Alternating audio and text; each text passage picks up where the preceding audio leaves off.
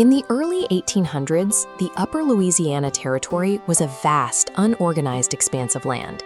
Settlers, fur traders, and indigenous tribes shared a chaotic, multicultural frontier where the daily grind of staying alive preempted any thoughts of formal education or community planning. Look at the sheer physical effort required just to put a roof overhead. Instead of attending school, children were out in the fields swinging axes and constructing primitive log cabins right alongside their parents. In the first years of settlement, the necessity of child labor meant formal classrooms remained secondary to the immediate demands of the harvest. By 1841, that chaotic landscape began to take a formal shape as waves of pioneers claimed and grouped vast tracts of land. The Stolt legislature officially organized a massive new district in the far northwestern corner, naming it Holt County after State Representative David Rice Holt. This map highlights the original footprint of that 1841 claim. It covered over 1,350 square miles, swallowing up what are now multiple separate counties, and even stretching 10 miles north into present-day Iowa. But drawing borders on a piece of paper didn't solve the reality on the ground. Settlers scattered across that immense acreage were completely cut off from the rest of the country. To actually sustain a growing population, these isolated pockets of civilization desperately needed a reliable physical lifeline to the outside world. That connection arrived in the 1850s with the roar of a steam engine. This diagram traces the route of the Hannibal and St. Joseph Railroad, the first rail line to cross Missouri. In 1860, a train traveling this exact corridor carried the first letter to the Pony Express, linking the East Coast directly to the western frontier. Wherever the tracks were laid, new towns sprang up.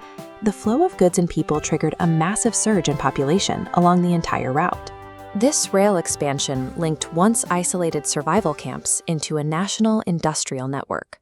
With that population boom came a secondary, highly organized wave of overland migration. During this rush in 1867, a settler named Jeremiah Abel Holt donated a parcel of land to help establish a brand new town. This new settlement was officially platted as the City of Holt. Despite the identical name, it sat hours away on the border of Clay and Clinton counties, entirely separate from the Holt County we looked at earlier. The city's early street grids and property plats laid the groundwork for a thriving hub of local commerce and structured civic life. By the end of the century, the wild landscape had been successfully tamed into a permanent, structured community. But laying down roads and rail lines didn't stop the forces of nature. On the afternoon of June 22, 1947, a sudden and hyper-localized storm cell stalled directly over the city of Holt. This chart compares typical heavy rainfall accumulation rates against what happened in Holt. While a severe storm might drop a few inches over an entire day, the bar for Holt spikes up to an impossible 12 inches of rain in just 42 minutes. That concentration of water secured the city a spot in global meteorological records for the fastest accumulation of rainfall ever recorded. The runoff instantly overwhelmed the local infrastructure, swamping farmland and forcing residents to wade through waist-deep water right in their own yards. It was a stark reminder that no amount of human engineering can completely insulate a settlement from the extremes of its environment. Today, the city of Holt has long since dried out and settled into a quiet rhythm. The children who once spent their days chopping wood to survive the winter are now part of history.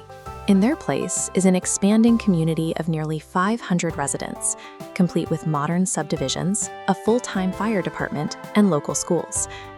The administrative reach of the county and the meteorological records of the city reflect two distinct chapters of the same regional history. The name Holt remains as a marker of the specific efforts required to maintain a community in a landscape prone to both isolation and sudden inundation.